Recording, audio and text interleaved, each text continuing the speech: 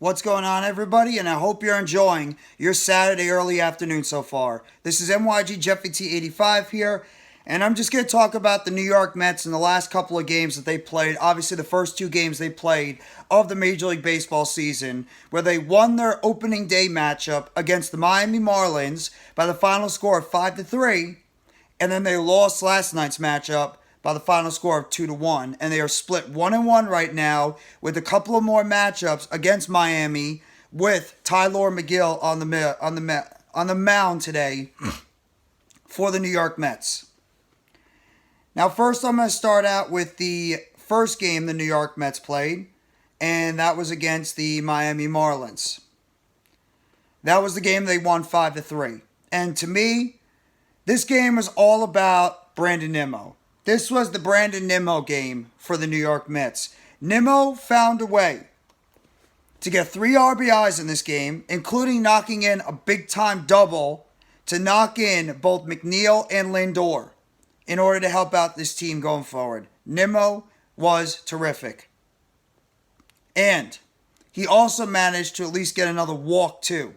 That's one thing I love about Brandon Nimmo is he is the table setter of this New York Mets team. He gets on base, he leads things off, and he helps out the rest of the team. And obviously, Starling Marte did a good job the night before as well, where he did an excellent job getting a couple of hits and then leading it off for guys like Lindor and McNeil to be able to play well too.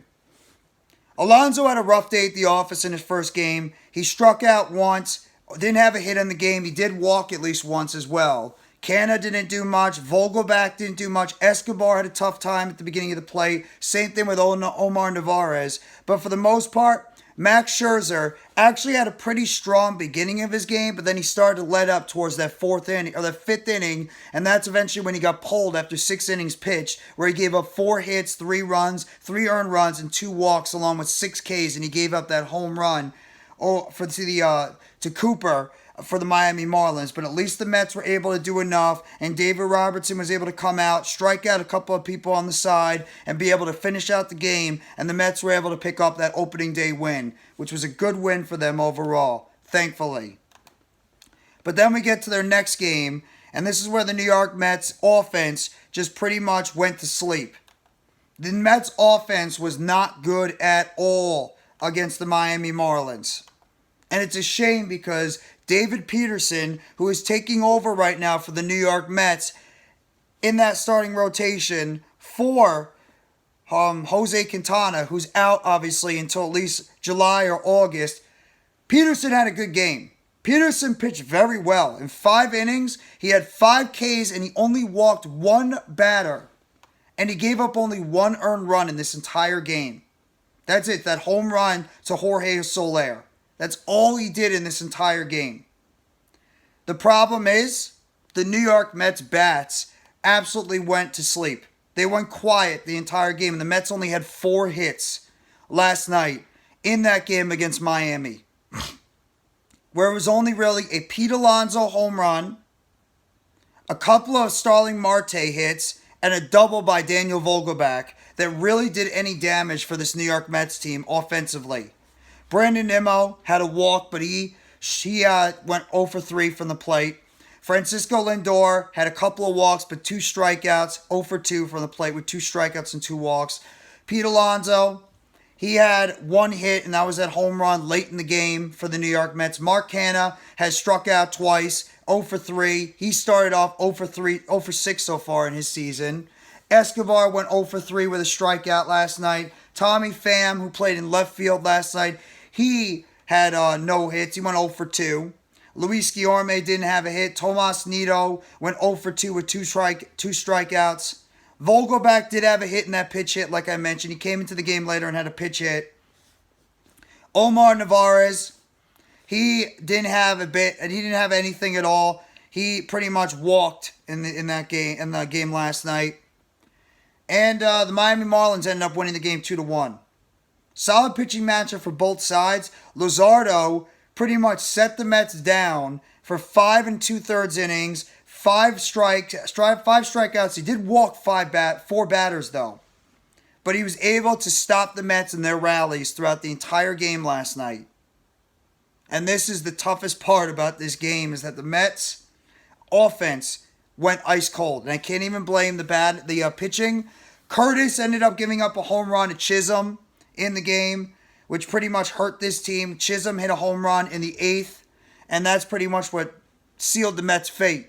And their offense just could not get it going. And the Mets are now 1-1 on this season. And the Mets get ready for a matchup this afternoon against the Miami Marlins. Their third matchup, as it's going to be Tylor Megill going against Edward Cabrera for the Miami Marlins on the mound. So, the Mets offense has got to get it going. They've got to find a way to get it going this afternoon. The Mets offense has got to find a way to get the bats going. And the more the bottom of the lineup, and that's the one concern with a lot of New York Mets fans, is the bottom of this lineup. I don't know, Mets fans. I don't know why you're jumping off the ship. There's no reason why we should be getting too nuts after it's only literally been 2 games so far. But at the same time, the New York Mets bottom of the lineup is a problem. And I would not be shocked if we start seeing these kids come up from AAA. Vientos, Mauricio, Beatty, and eventually Alvarez.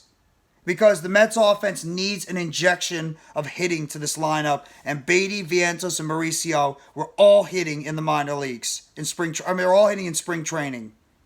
And if you're getting this lack of production right now from guys like Canna, Vogelback, Navarez, Nito, Escobar, you're going to need to add some more youth and more punch to this New York Mets lineup. And that's exactly what needs to happen. And hopefully the New York Mets are going to end up doing this and start bringing up their young prospects. That's going to be the best thing for this team. It's going to be best off for this baseball team overall. And I'm hoping that this team is eventually going to start doing that going forward. But we'll have to wait and see. Right now, the Mets are going with their veterans. They're hedging their bets on their veterans to be able to go out there and get the job done for this baseball team. The question is, how long is this team going to be able to do this until eventually they're going to have to start calling up their young players to come up here and start injecting some more hitting into this lineup going forward, because right now it's just not working. And the Mets need to add some more punch to this lineup going forward. We'll have to wait and see. We'll have to wait and see what's going to happen with this New York Mets team. But right now, they're 1-1, and they have a matchup at 4:15 or 4:10 this afternoon against the Miami Marlins, where it's going to be Tylor Megill towing the mound for the New York Mets, and he's going to be going up against Edward Cabrera of the Miami Marlins. And let's see this New York Mets team start to get it going, and the lineup will be dropped soon. I'll make sure to throw it into the comment section or into the titling what the lineup is going to be, and if this New York Mets team could get it going forward. So hit that like button if you haven't already, and give a sub to NYG Jeffy T85. More news updates, chatter, and game recaps surrounding the New York Mets, and of course turn on the bell for notifications. The next video or short dropping on the channel surrounding the New York Mets. And let me know in the comment section what you think about the New York Mets and their first couple of games they played so far this season. If you're encouraged, if you're disencouraged, and your overall feelings about the New York Mets heading into this third game of their young MLB season. Thank you very much, everybody. Have a great rest of your Saturday. Take it easy, and let's go New York Mets. As always, all you got to do is you got to believe in those boys from Queens.